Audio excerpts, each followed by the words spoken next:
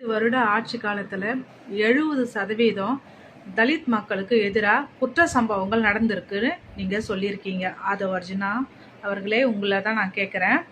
இப்போ ஏற்கனவே சபாநாயகர் சொல்லியிருக்காரு, ஆதாரத்தை கையில் வச்சுக்கிட்டு நீங்கள் பேசணும், ஆதாரம் இல்லாமல் பேசக்கூடாதுன்னு சொல்லிட்டு அறநிலைத்துறை அமைச்சர் இருக்கார் இல்லையா, அவர் பேசும்போதே சொல்லியிருந்தார்.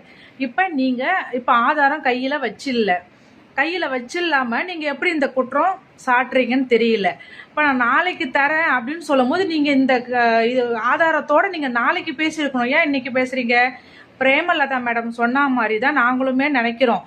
நீங்கள் எப்போ எழுந்தாலுமே சண்டைக்கு வாடா அப்படின்னு ஒரு படத்தில் கூப்பிடுவாங்க பாரு, நீ வேணா சண்டைக்கு வாடான்னு, அந்த மாதிரி தான் நீங்கள் பேசுகிறீங்க. மக்களுக்கு தேவையான விஷயங்களை நம்ம முன்னெடுத்து பேசணும், அவங்களுக்கு செய்யணும் அப்படின்ற ஒரு எண்ணத்தில் நீங்கள் பேசவே இல்லை.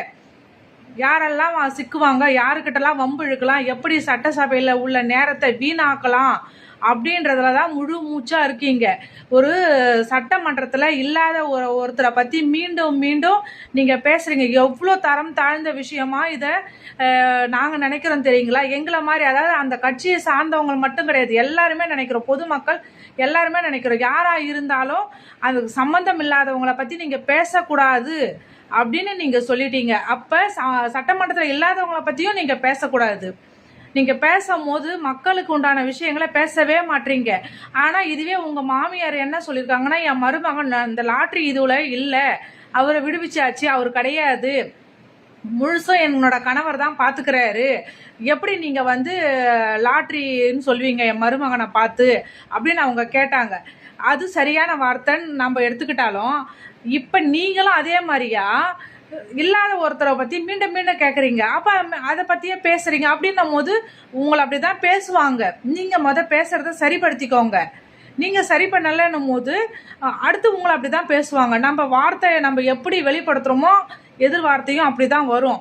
மக்களுக்கு என்னென்ன, அதாவது 8ஆம் தேதி வரைக்கும் நீங்கள் பேசக்கூடாதுன்னு பிரேமலதா மேடம் சொல்லியிருக்கிறதா அவங்க பேட்டியில் சொல்லியிருக்காங்க. நீங்கள் எப்பயுமே பேசாமல் இருந்தாலே நல்லா இருக்குன்ற மாதிரி தோணுது எல்லாருக்குமே. எப்போ பார்த்தாலும் சண்டை போடுறதுனே, நீங்கள் ஆக்கப்பூர்வமான விஷயங்களை பேசுகிறதே இல்லை. எரிச்சலாக வருது. நியூஸை வச்சாலே கடுப்பாக இருக்குது.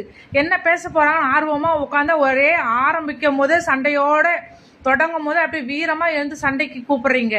என்ன நீங்கள் கட்சியில் உள்ளே வந்ததே ஆட்சி நடத்த வந்தீங்களா, இல்லை சண்டை போட வந்தீங்களா, எல்லாரையும் அசிங்கப்படுத்த வந்திருக்கீங்களா?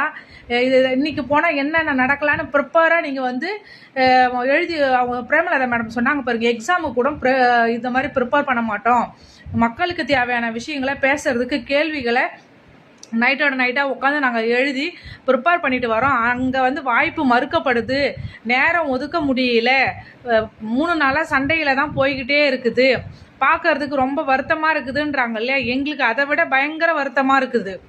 நாங்களும் அதே ஆவலோடு தான் இப்போ பார்க்குறோம். எங்களுக்குமே கோபமாக வருது.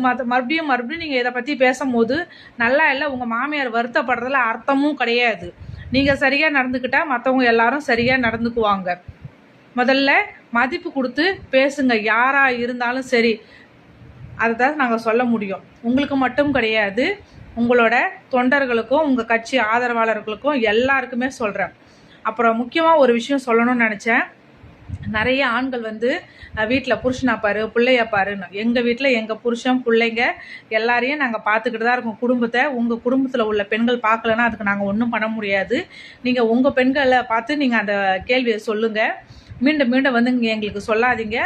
5 நிமிஷம் அதிகபட்சமாக, இல்லைன்னா 10 நிமிஷம் எடுத்த பெரிய விஷயம். இந்த 4லேருந்து 5 நிமிஷம் தான் ஓடும் நான் பேசுகிற வீடியோ. நீங்கள் 10 நிமிஷம்னு வச்சுக்கோங்க. ஒரு 10 நிமிஷம் ஒதுக்க முடியாத அளவுக்கு அம்மா பெரிய பிஸ்னஸ் மேக்னெட்லாம் நாங்கள் கிடையாது, இல்லத்தரசி தான். எங்களுக்கு பிடிச்ச விஷயம் நேரம் ஒதுக்கி எங்கள் கணவருக்கு தெரிஞ்சு, என்னோட கணவருக்கு தெரியும், என் பேஜை அவர் ஃபாலோ பண்ணுறாரு, தெரிஞ்சுதான் எல்லா விஷயமும் செய்கிறோம். மறைமுகமாக எதுவும் செய்யலை. எங்களுக்கு அட்வைஸ் பண்ணுறதை விட்டுட்டு உங்கள் எண்ணங்களை மாற்றிக்கோங்க. பழமவாதியாக இருக்காதீங்க.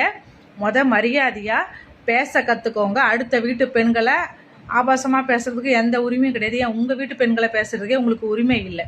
அவ்வளோதான் நாகரீகமாக நான் சொல்ல முடியும். மீண்டும் பேசுனீங்கன்னா அது உங்களோட பொறப்பின் ரகசியம். அப்படி தான் நீங்கள் அப்படி பேசுவீங்கன்னு நாங்கள் எடுத்துக்கிட்டு போகிறோம். வேறு ஒன்றும் இல்லை. நன்றி.